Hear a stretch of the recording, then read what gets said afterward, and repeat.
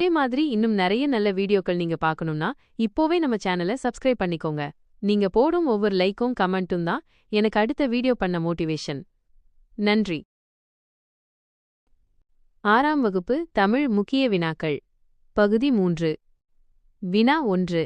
தமிழ் மொழியை வாழ்த்து பாடி பாரதிதாசனை போன்ற ஒரு கவிஞரை தர வேண்டும் என கேட்டவர் யார்? விடை: பாரதியார். விளக்கம்: மகாகவி சுப்பிரமணிய பாரதியார் தனது பாடல்களில் தமிழ்மொழி என்றும் நிலைத்து புகழ்பெற்று வாழ வேண்டும் என்றும், தனக்குப் பின்னால் தன்னைப் போன்றே தமிழில் ஆர்வம் கொண்ட ஒரு கவிஞரை தர வேண்டும் என்றும் இறைவனை வேண்டினார். வினா 2. தமிழின் முதல் காப்பியம் என்று அழைக்கப்படுவது எது? விடை: சிலப்பதிகாரம். விளக்கம்: ஐம்பெருங்காப்பியங்களில் ஒன்றான சிலப்பதிகாரம் தமிழின் முதல் காப்பியம் முத்தமிழ் காப்பியம் என்றும் குடிமக்கள் காப்பியம் என்றும் அழைக்கப்படுகிறது. வினா 3. எத்திசையும் புகழ்மணக்க இருந்த பெரும் தமிழனங்கே. மைனஸ். இவ்வரிகள் எந்த நூலில் இடம்பெற்றுள்ளன? விடை: தமிழ்த்தாய் வாழ்த்து.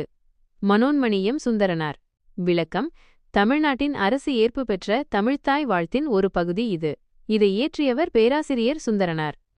வினா 4. கால்டுவெல் எந்த நாட்டு அறிஞர்? விடை: இங்கிலாந்து. விளக்கம்: திராவிட மொழிகளின் ஒப்பிலக்கணம் என்ற நூலை எழுதியவர் இவர்தான். இவர் தமிழின் பெருமையை உலகறிய செய்த மொழி ஆராய்ச்சியாளர். வினா 5. உழவர் என்னும் சொல்லுக்குரிய வேர்ச்சொல் யாது? விடை: உழு. விளக்கம்: உழவர் என்பது பெயர்ச்சொல். இதன் அடிப்படை சொல்லான கட்டளைச் சொல் வேர்ச்சொல் உழு ஆகும். பிற எடுத்துக்காட்டு: ஊடிய -ஓடு. வினா 6. அணிநிழல் காடு என்னும் சொல்லை பிரித்து எழுத கிடைப்பது? விடை: அணி கூட்டல் நிழல் கூட்டல் காடு. விளக்கம்: அணி என்றால் அழகு, நிழல் தரும் அழகிய காடு என்று இது பொருள் தரும். வினா 7.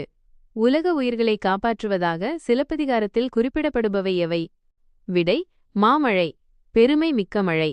விளக்கம்: மாமழை போற்றுதும் என்று இளங்கோவடிகள் மழையை போற்றுகிறார்.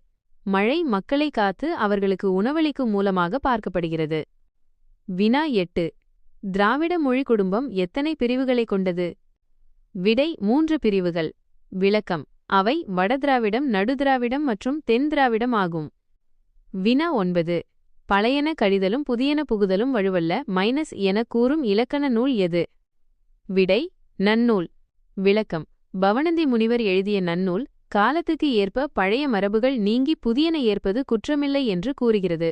இது மொழியின் வளர்ச்சிக்கு அத்தியாவசியமானது. வினா 10.